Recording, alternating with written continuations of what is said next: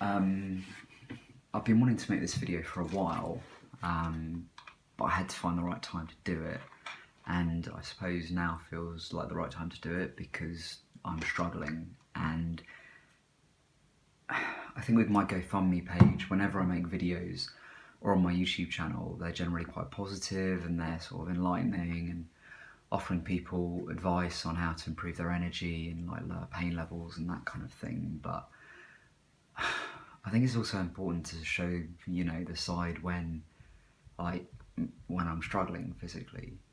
And the only way you can do that is by making the video when you are struggling. And I think it's a mix of things. I think it's a mix of treatment. I mean, it's pretty rigorous treatment. It's almost like chemo. And it can cause your physical symptoms like your joint pain, muscle pain, rashes to sort of flare up. And I think as a result of that, the physical side, it kind of causes my mental side to sort of decline. And this isn't just me. This is thousands of people, if not millions of people, with physical chronic health conditions. And it's just like sometimes you can have it for days or even weeks, and you know, it's not always just the symptoms. It's just like dealing with I suppose dealing with how to be in the world or getting back into the world, but in a way that's sustainable. But also, I mean, I've lost so many years to this illness, and sometimes I think, you know, I think back to 18 or I can't remember when I got sick, but maybe 22 or something. And sometimes I look back to then, and prior to then, you know, I was playing university football. I was like getting good grades at uni. You know, I got good grades at school. I was this sort of, you know, confident, high achiever type. And, you know, just like that, you know, I was housebound for 2 years. And I think it's a struggle for extroverted people like me because you're kind of forced to become more introverted and more okay in your own company because Lyme disease affects the nervous system as well.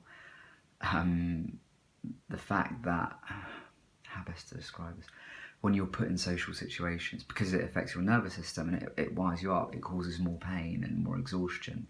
So I have to be very careful with how I expend my energy, and there's a million things I'd love to do, but I can't. And I could probably get better at communicating that to people, but it also relies on people being able to understand the situation. And I'm lucky that a lot of people do. But, you know, I'd love to be doing stuff, you know, every weekend, seeing people or going to events or, you know, seeing family or whatever. But, you know, I have to be so careful with my energy levels and making sure my pain doesn't flare up. And, of course, all of this sort of joint pain and inflammation all over your body, and the energy exhaustion, it wears you down. Like, you know, when you have these flares and you just, I don't really know how to explain it, you just feel incredibly flat, and it's a lonely place to be. And I say this on behalf of, well, I suppose my comrades who are going through this, you know, the thousands of people who have to deal with this. I am on drugs to help try and keep my mood as stable as possible, but, you know, you don't want to be on those forever. And the drugs, some of them, obviously they're doing good work, and I can feel that they're doing good work, but my God, they make you feel very ill. And that sort of, again, brings you down. I'm testing a new drug which I've been recommended. I probably will do a YouTube video about that to sort of track my response to it and to see how I get on. I'm feeling quite positive. I mean, the science is shown, there's a lot of research papers on it saying how effective it can be. And I'm hoping that it can sort of help keep my mood a bit more stable when I'm going through the really tough phases of not just treatment, but just dealing with this illness 24/7, you know. healthy people who have a cold or flu experience symptoms for a week maximum, maybe 2.